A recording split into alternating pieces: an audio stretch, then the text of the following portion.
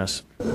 Thank you, Mr. Chairman, Chairwoman Mundy, my distinguished members of the House Finance Committee. I appreciate your enthusiasm and time in taking on a issue that has plagued this state since longer than I have been alive. Just not Pennsylvania, but every state in the union has struggled dealing with how to hammer out solutions for property taxes. Florida is looking at alternatives. North Dakota, many states currently looking at alternatives to property tax, and has been a very elusive issue to deal with, even within this state, as Chairwoman Mundy alluded to. There have been many, many solutions. I developed House Bill 2230 on trying to make it as fair as possible to taxpayers. I'm a fully believer if you pay into a tax, you should be able to get reductions in your millage rates. And make sure it's fair across the board. What the legislation simply does is allow a voter referendum for a 1% sales tax in every county, excluding Philadelphia. The Local Tax Enabling Act precludes Philadelphia from being within it. If the voters pass the referendum, the money will directly go to millage rate reductions for school districts. It is, when it's collected at the county level, it will be distributed by student population, average daily membership, to make it a fair growth funding formula. It's one of the issues that those areas in the growth, my colleague from Monroe County has been a vicarious leader in changing the school funding formula to make sure it's equitable and actually funds students based on population. It also allows all local municipalities, counties, school districts, townships and boroughs to implement an earned income tax or personal income tax, not through voter referendum, but by the elected officers or the elected officials of those entities. And it would require a minimum of a 30% reduction in the school their millage rates, or all the way up to the maximum of complete elimination of their property taxes. If a local jurisdiction decides to do a minimum, the property tax millage rates are frozen at that reduced level. They will have the ability to raise on the income tax based on inflation, but from there on out, they will be locked out of actually raising millage rates anymore. It's critical. I'm a firm believer that the property tax system of taxation does not work anymore. In order to have a fair system, you need to do reassessments. The state has never implemented a requirement of counties to actually reassess. Many counties do not have or will not reassess. There are counties in the state for the past 40 years have not reassessed. What that does is bring your valuation, make sure it's a fair tax among all individuals with property taxes. The longer you do not reassess, the longer the discrepancy is between new housing and older housing, and it becomes an unfair tax base. It also does not allow, property taxes do not grow with inflation. So those local entities with property taxes, and the bulk of local taxation is in property taxes, especially with counties, it's their only real taxing source, do not increase with inflation.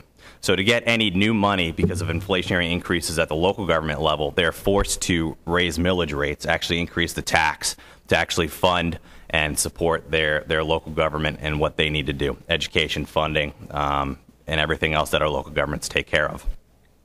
With switching over to sales tax and income tax, both those taxes naturally increase with the rate of inflation.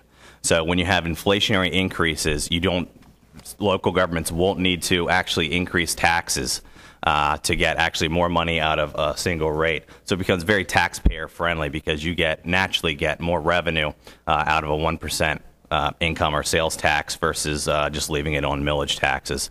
So just through the natural growth, you won't have to see the increases year after year in property taxes. Obviously, no initial piece of legislation is perfect. This does need to have some work, but I want to make sure we have a marker down so we can start this conversation. Property taxes is a major issue in many parts of Pennsylvania. Just for instance, I received 2 emails. One of my constituents, and I'll let them talk to why we need to address this situation.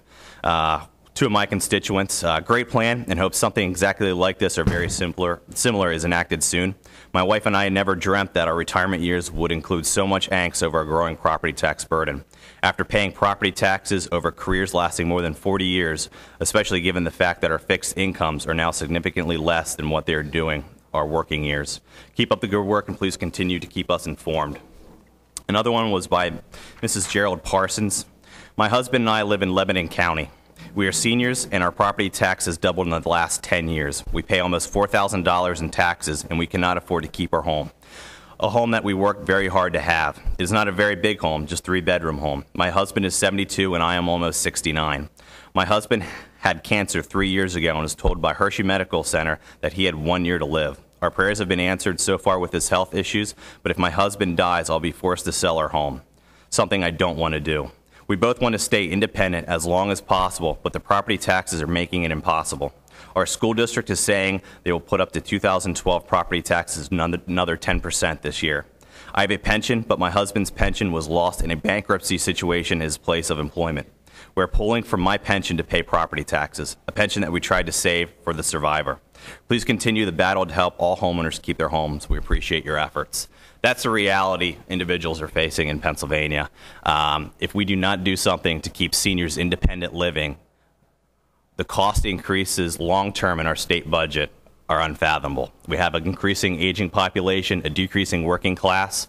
It's unsustainable long-term. By keeping our seniors in their home as long as possible, it will no doubt help our long-term budget. It is far cheaper to provide independent services than throwing individuals out of their home and putting them into medical assistance. So we need to do everything we can to ensure we help those low-income seniors stay in their home as long as possible.